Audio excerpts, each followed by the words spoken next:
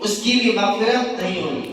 ٹخنوں سے پاجامہ نیچے رکھنا یہ مردوں کے لیے جائز نہیں ہے، مردوں کے لیے جائز نہیں ہے، اور عورتوں کو ٹخنوں کا چھپانا ضروری ہے۔ لیکن آج اس کے الٹا ہو رہا ہے، الٹا ہو رہا ہے۔ عورتیں تو اپنے شلوار کو اوپر تک لے جانا چاہ رہی ہیں اور مرد نیچے تک لے جانا چاہ رہے ہیں۔ حدیث کے خلاف ہم کام کر رہے ہیں۔ اور آج کل ٹراؤزر وغیرہ لڑکے کے اتنے چلتے ہیں کہ آدھی پنڈلیاں ان کی کیا ہے نظر آتی ہیں۔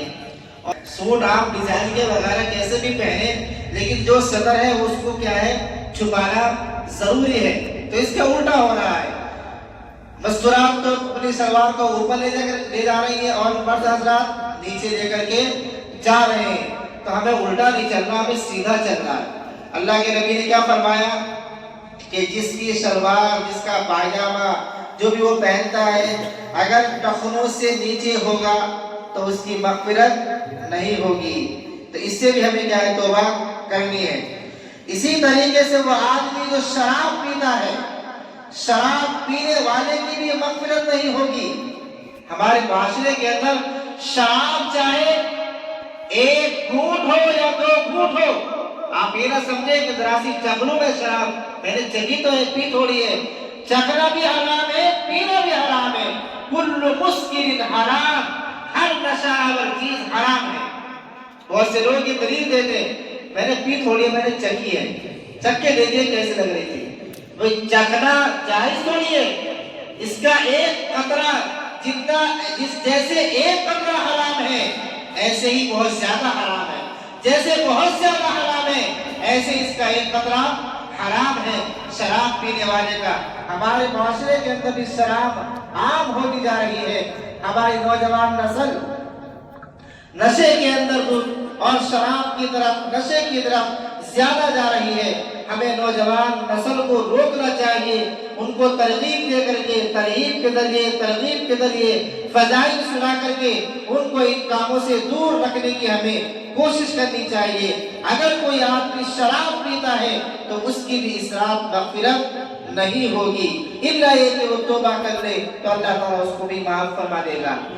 اسی طریقے سے ہمارے معاشرے کے اندر جو عام ہوتا جا رہا ہے گھر گھر، وَلَا إِلَىٰ عَاقِبْ لِوَالِدَيْهِ، والدین کو ناراض کرنے والا آدمی، ہر آدمی، ہر نوجوان، ہر بیٹا اپنے گریبان کے اندر جھانک کر کے دیکھے۔ ہمارے معاشرے کے اندر یہ گناہ عام ہوتا جا رہا ہے۔ ذرا سا بیٹا بڑا ہوا، نوجوان ہوا اور وہ اپنے باپ کو کچھ نہیں سمجھتا ہے کہ ابا جان تم تو بوڑھے ہو گئے ہو، تمہاری عقل کمزور ہو گئی ہے۔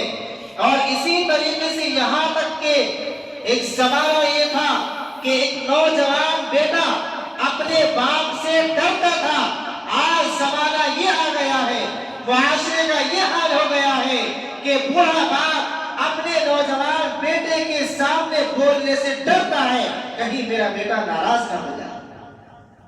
ڈرتا ہے، باپ ڈرتا ہے، ماں ڈرتی ہے، کہیں میری بیٹی ناراض نہ ہو جائے، بیٹا ناراض نہ ہو جائے۔ حالانکہ ہونا کیا چاہیے کہ باپ کو بیٹے کو ڈرنا چاہیے باپ سے، یہاں باپ ڈر رہا ہے۔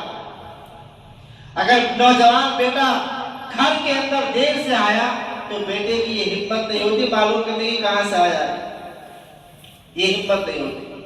تو ہم اپنے والدین کو ناراض کرتے ہیں، والدین کو ستاتے ہیں، ان کا خیال نہیں کرتے۔ اگر آپ والدین کو ناراض کر رہے ہیں، والدین کو تکلیف پہنچانے والا، والدین کو ناراض کرنے والا، اس رات اس کی بھی مغفرت نہیں ہوگی، نہیں ہوگی، الا یہ کہ آپ اگر اللہ سے توبہ کر لیں اور والدین سے اپنے معافی مانگ لیں کہ اب آج کے بعد سے میں آپ کو ناراض نہیں کروں گا، آج کے بعد سے میں آپ کو نہیں ستاؤں گا، آپ کی خدمت کروں گا، آپ کے ساتھ اچھا سلوک کروں گا، آپ توبہ کر لیں تو اللہ تعالیٰ آپ کی توبہ کو قبول فرما کر اس رات کے اندر جن لوگوں کی مغفرت ہو رہی ہے اس کے اندر آپ کو بھی شامل کر لینا۔ تو جتنے نوجوان بیٹھے یہاں پر اگر ان کے والدین اسے ناراض ہیں تو ابھی جا کر کے ان کے پاؤں پکڑو، پیروں میں پڑ جاؤ اور اسے معافی مانگو کہ آج کے بعد ہم آپ کو ناراض نہیں کریں گے۔ یہ چند آدمی میں نے بتلائے کہ اس رات کے اندر بھی ان لوگوں کی مغفرت نہیں ہوگی الا یہ کہ وہ توبہ کر لیں۔